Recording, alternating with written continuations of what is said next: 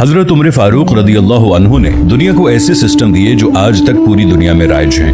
سنہ ہجری کا اجرا کیا، جیل کا تصور دیا، مؤذنوں کی تنخواہیں مقرر کی، مسجدوں میں روشنی کا بندوبست کرایا، پولیس کا محکمہ بنوایا، ایک مکمل عدالتی نظام کی بنیاد رکھی، آبپاشی کا نظام قائم کیا، فوجی چھاونیاں بنوائیں اور فوج کا باقاعدہ محکمہ قائم کیا۔ آپ نے دنیا میں پہلی بار دودھ پیتے بچوں، معذوروں، بیواؤں اور بے آسراؤں کے وظائف مقرر کیے۔ آپ نے دنیا میں پہلی بار حکمرانوں، سرکاری عہدیداروں اور والیوں کے اثاثے ڈکلیئر کرنے کا تصور دیا۔ آپ نے بے انصافی کرنے والے ججوں کو سزا دینے کا سلسلہ بھی شروع کیا۔ آپ نے دنیا میں پہلی بار حکمران کلاس کی اکاؤنٹیبلٹی شروع کی۔ آپ راتوں کو تجارتی قافلوں کی نگرانی کرتے تھے۔ آپ فرمایا کرتے تھے جو حکمران عدل کرتے ہیں وہ راتوں کو بے خوف سوتے ہیں۔ آپ کا فرمان تھا کہ قوم کا سردار قوم کا سچا خادم ہوتا ہے۔ آپ کی مہر پر لکھا تھا عمر نصیحت کے لیے موت ہی کافی ہے۔ آپ کے دسترخوان پر کبھی 2 سالن نہیں رکھے گئے۔ آپ زمین پر سر کے نیچے اینٹ رکھ کر سو جاتے تھے۔ آپ سفر کے دوران جہاں نیند آ جاتی تھی کسی درخت پر چادر تان کر سایہ کرتے اور سو جاتے اور رات کو ننگی زمین پر دراز ہو جاتے۔ آپ کے کرتے پر 14 پیوند تھے اور ان پیوندوں میں ایک سرخ چمڑے کا پیوند بھی تھا۔ آپ موٹا کھردرا کپڑا پہنتے۔ آپ کو نرم اور باریک کپڑے سے نفرت تھی۔ آپ کسی کو جب سرکاری عہدے پر فائز کرتے تو اس کے اثاثوں کا تخمینہ لگوا کر اپنے پاس رکھ لیتے اور اگر کسی سرکاری عہدے کے دوران اس کے اثاثوں میں اضافہ ہو جاتا تو آپ اس کا احتساب کرتے۔ آپ جب کسی کو گورنر بناتے تو اسے نصیحت فرماتے کبھی ترکی گھوڑے پر نہ بیٹھنا، باریک کپڑے نہ پہننا، چھنا ہوا آٹا نہ کھانا، دربان نہ رکھنا اور کسی فریادی پر دروازہ بند نہ کرنا۔ آپ فرماتے تھے ظالم کو معاف کر دینا مظلوموں پر ظلم ہے۔ آپ کا یہ فقرہ آج انسانی حقوق کے چارٹر کی حیثیت رکھتا ہے کہ مائیں بچوں کو آزاد پیدا کرتی ہیں، ہم نے انہیں کب سے غلام بنا لیا۔ فرمایا میں اکثر سوچتا ہوں اور حیران ہوتا ہوں عمر بدل کیسے گیا۔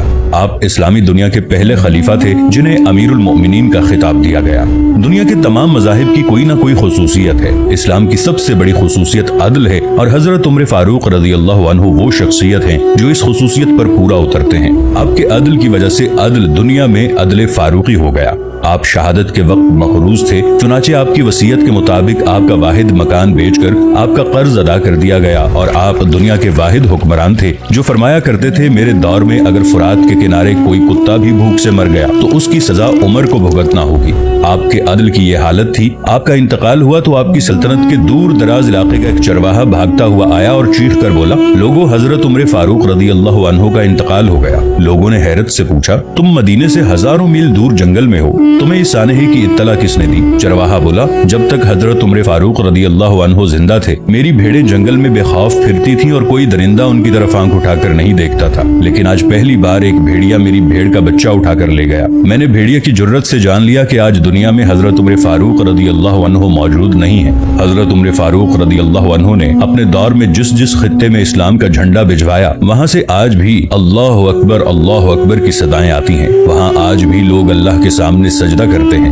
دنیا میں الیگزینڈر کا نام صرف کتابوں میں سمٹ کر رہ گیا ہے، جبکہ حضرت عمر فاروق رضی اللہ عنہ کے بنائے نظام دنیا کے 245 ممالک میں آج بھی کسی نہ کسی شکل میں موجود ہیں۔